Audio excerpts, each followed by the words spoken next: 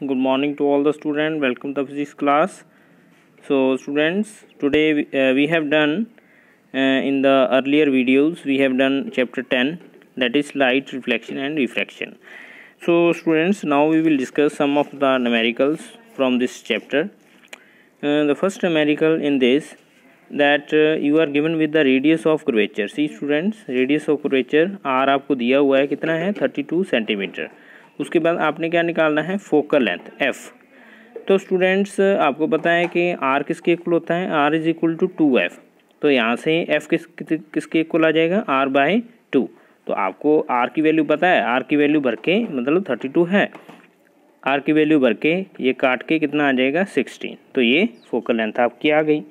First numerical हो गया. Second numerical देखो, इसमें आपको जब आप न्यूमेरिकल पढ़ोगे तो आपको बच्चों यहाँ पे मैग्नीफिकेशन दी हुई है. ये देखो लिखा हुआ है मैग्नीफाइड. तो मैग्नीफिकेशन कितनी है, 3 टाइम्स. तो मैग्नीफिकेशन की वैल्यू है 3. तो क्योंकि ये रियल इमेज है तो इसलिए मैग्नीफिकेशन की वैल्यू क्या होगी, माइनस होगी. तो आपको बच्चों पहले भी बताया था मैंने, जैसे magnification for virtual image is positive and for real image it is negative. तो m की वैल्यू -3 है हमने, और u की वैल्यू आपको दी हुई है.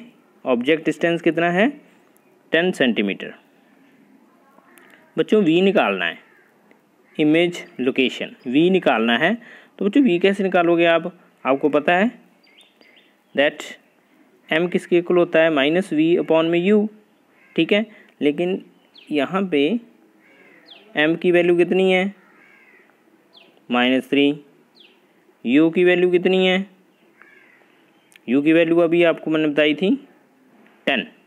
अब बच्चों आपको पता होगा कि हम u प्लस कब लेते हैं, माइनस कब लेते हैं.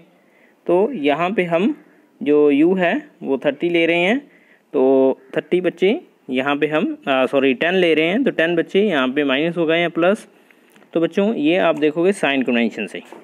तो आपको मैंने बताया था कि u को आपने हमेशा नेगेटिव ही लेना है, क्योंकि ये हमेशा लेफ़्ट हैंड साइड होता है मिरर के.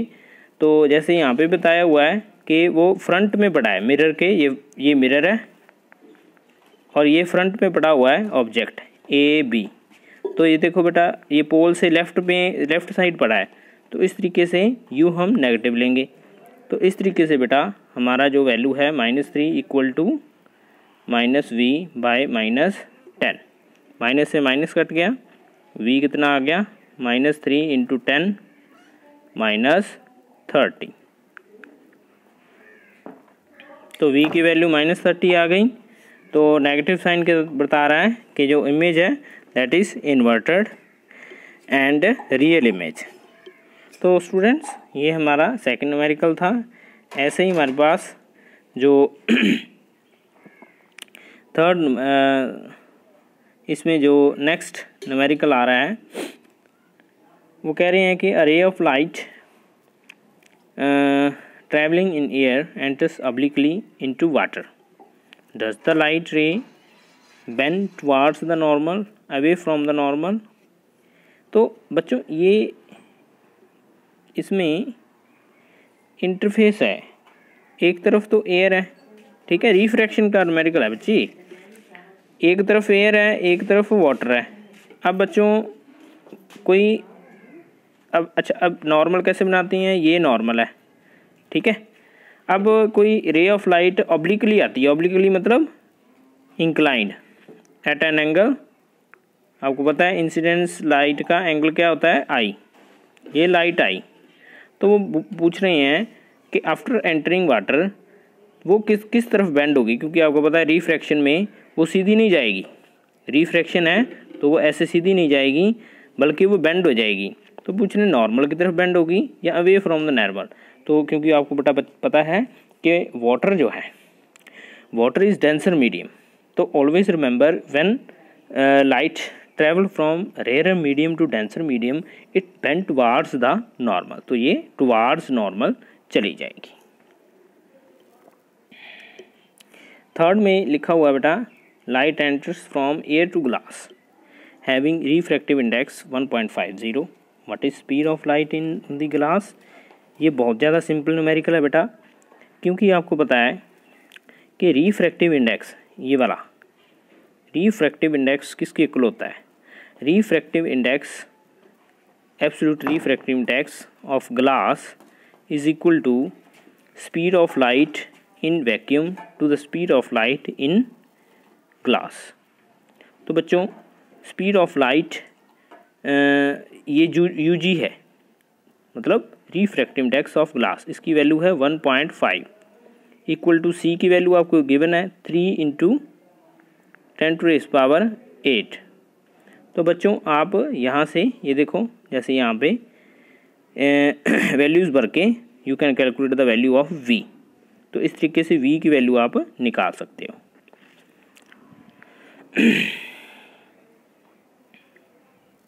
उसके बाद बच्चों ये कुछ आपके मटेरियल हैं, जैसे एयर है, आइस है, ये सारा टेबल दे रखा है। टेबल में वैल्यूज़ दी हुई हैं, वो है रिफ्रैक्टिव इंडेक्स की। जैसे एयर का 1.003 है, ठीक है, आइस का 1.31 है, ऐसे करके। तो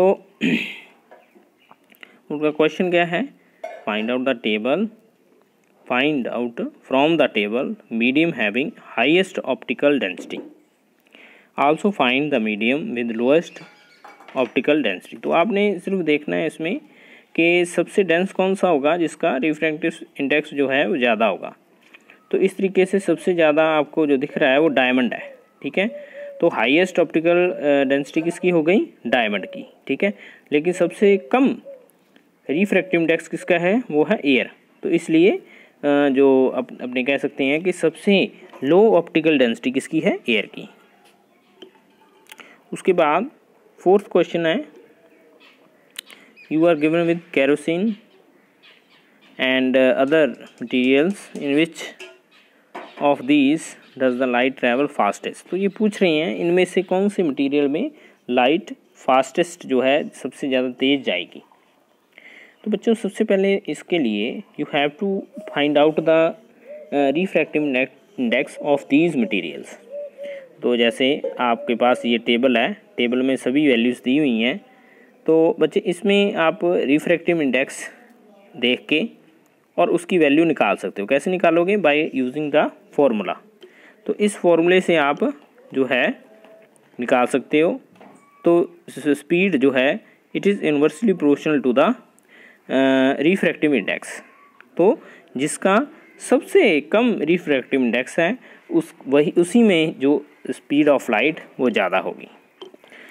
तो जैसे कि हम टेबल से देख सकते हैं that the refractive index of all the materials are given. तो इनमें से जैसे अपने देखें वाटर का जो है वो कम है, ठीक है, केरोसिन और बाकी मटेरियल में से जो आपका वाटर है इसका कम है। तो इसलिए सबसे ज़्यादा तेज़, सबसे ज़्यादा वेलोसिटी जो है हाई किसकी होगी? किसमें होगी? वाटर में, ठीक है। तो इस तरीके से ये न्यूमेरिकल्स हैं। ऐसे करके ये रिफ्रैक्शन के कुछ न्यूमेरिकल्स हैं। तो उसके बाद ये है एक्सरसाइज के न्यूमेरिकल्स, सॉरी पावर के न्यूमेरिकल्स। हमने पावर किया था जो, तो पावर आपको क्या बताया था मैंने? पावर किसके इक्वल होता है? पावर का फॉर्मूला क्या होता है? Power is equal to 1/f। तो 1/f mean reverse of focal length. तो बच्चों इसमें जो पावर का फॉर्मूला ये वाला यूज़ करके we can find out the power और फोकल लेंथ, दोनों में से जो भी एक गिवन होगा दूसरा अपने फाइंड आउट कर सकते हैं। जैसे इसमें वन डायप्टर की जो डेफिनेशन पूछी गई है। तो वन डायप्टर क्या होता है? Power of a lens is defined as the reciprocal of its focal length. तो one dioptre is defined as the power of a lens of focal length 1 metre. तो जिस लेंस की फोकल लेंथ 1 मीटर होगी उसकी power जो है वो 1 dioptre होगी।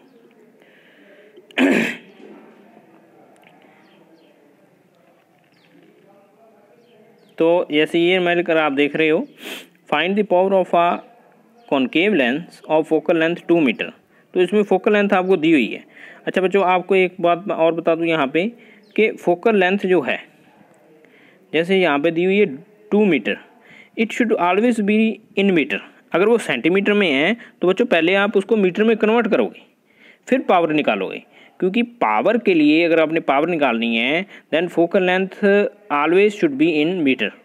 तो यहाँ पे तो पहले से मीटर में है तो एज इट इज़ आप यूज़ कर सकते हो उसको।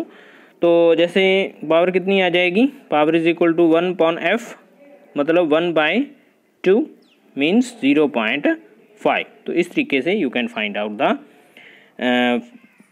Power of any lens. तो बच्चों आपको पता है कॉनकेव लेंस के लिए फोकल लेंथ क्या होती है, it is negative, so we will put the negative sign here. So similarly we get the 0.5 minus 0.5 as the power. तो इस तरीके से ये कुछ न्यूमेरिकल्स हैं, आपने भी करके देखनी है बेटा। Thanks for attending today's class.